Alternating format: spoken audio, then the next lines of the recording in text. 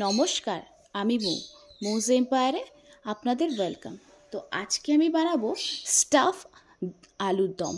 তো এটাকে অনেকে দম আলুও বলে, অনেকে কাশ্মীরি আলুর দমও বলে। তো চলুন দেখি কি করে বানাচ্ছি। তাহলে দেখুন, আমি কড়াইতে একটু তেল নিয়ে নিয়েছি, তার মধ্যে দিয়ে দিয়েছি গোটা গরম মশলা ফোড়ন, আর তার মধ্যে দিয়ে দিয়েছি একটা কোচানো পেঁয়াজ। পেঁয়াজটা একটু লাল লাল হয়ে ভাজা হলে আমি তার মধ্যে দিয়ে দিয়েছি কয়েক কোয়া রসুন, একটু আদা আর টমেটো।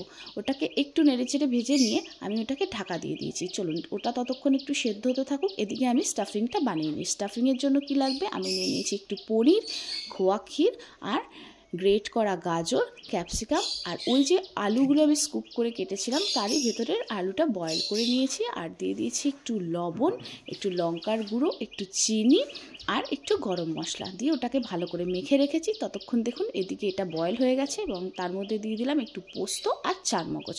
এই পোস্ত চারমগজটা দিয়েও এটা ভালো করে নেড়ে ওটা একটু নরম হতে দিয়ে তারপরে আমি এটাকে একটা ব্লেন্ডার জারে তুলে নিলাম।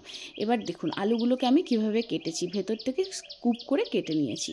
তারপরে এই আলুগুলোকে আমি গরম তেলে একে একে ছেড়ে এপিট ওপিট করে একটু লাল লাল করে ফ্রাই করে নেবো। আপনারা দেখতেই পাচ্ছেন আমি কিভাবে আলুগুলোকে ফ্রাই করে নিচ্ছি।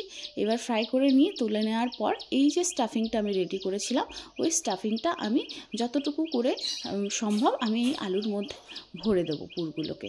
একে একে সব আলুগুলো পুর ভরে দিয়ে যে মশলাটা আমি তখন তৈরি করে রেখেছিলাম সেই মশলাটাকে ব্লেন্ড করে ওটাকে ছেঁকে নেব। ছেঁকে নেওয়ার পর আমি আবার কড়াইতে একটু তেল দিয়ে তার মধ্যে দিয়ে দিলাম তেজপাতা আর বড় এলাচ ফোড়ন দেওয়ার পর আমি ওই যে পেস্ট করা মশলাটা ছেঁকে নিয়েছিলাম সেটাকে এর মধ্যে ঢেলে দিলাম। ওটা একটুখানি হলে তার মধ্যে আমি দিয়ে দেবো একে একে কাশ্মীরি লঙ্কার গুঁড়ো, ধনের গুঁড়ো, জিরের গুঁড়ো আর একটু ঝালের জন্য লঙ্কার গুঁড়ো। তারপরে দিয়ে দিলাম স্বাদ মতো একটু নুন দিয়ে এটাকে একটু কষানোর পর এর মধ্যে দিয়ে দিলাম অল্প একটু বাটার দেওয়ার পর দেখুন এরকমভাবে তেল ছেড়ে এলে আমি এর মধ্যে দিয়ে দেবো দই দিয়ে কিন্তু এটা কন্টিনিউ নাড়তে হবে।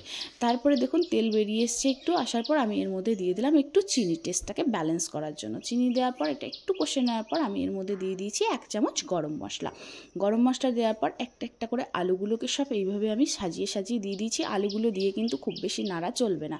তার উপর আমি দিয়ে দিয়েছি আগে থাকতে একটু রোস্ট করে রাখা কাসুরি মেথি দেওয়ার পর আমি এর উপর থেকে দিয়ে দিলাম দেখুন ফ্রেশ ক্রিম দেওয়ার পর আমি অল্প একটু ওপর থেকে ধনেপাতা ছিটিয়ে দিলাম।